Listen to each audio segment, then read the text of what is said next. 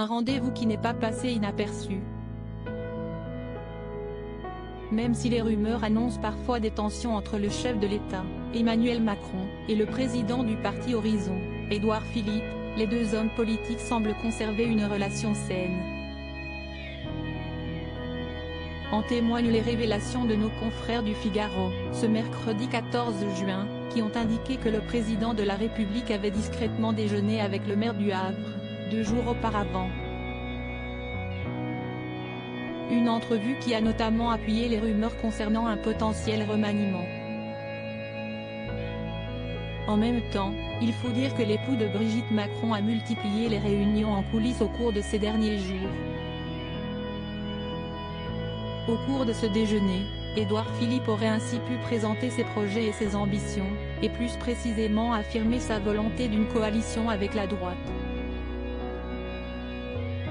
Pour rappel, l'ancien Premier ministre avait révélé qu'il était favorable à cette entente afin de stabiliser le jeu politique, comme il l'avait souligné dans les pages du Figaro en avril dernier.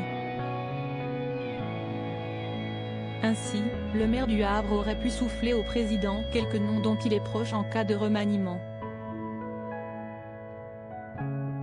C'est notamment le cas de Christophe Béchu, transition écologique, d'Agnès Firmin-Lebaudot, profession de santé, ou encore de Charlotte Caubel, petite enfance.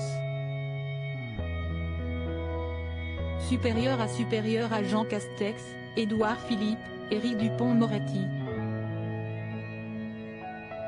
Découvrez les politiques quand ils étaient plus jeunes. Édouard Philippe défend Emmanuel Macron. Je n'aime pas les critiques faciles contre lui. L'ancien Premier ministre a donc pu placer ses pions lors de cet entretien avec Emmanuel Macron.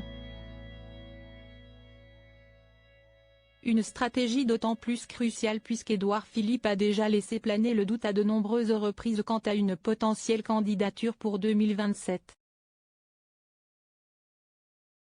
Pour l'instant, le maire du Havre reste néanmoins discret et continue d'appuyer le président lorsque cela est nécessaire.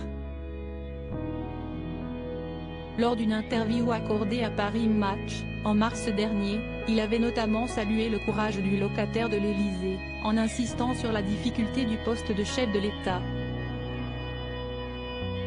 C'est pour cela que je n'aime pas les critiques faciles contre lui, avait-il expliqué, avant de poursuivre.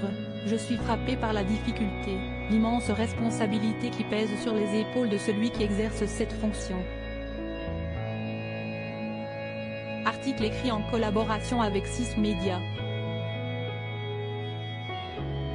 Crédit photo, marque de Tienda panoramique.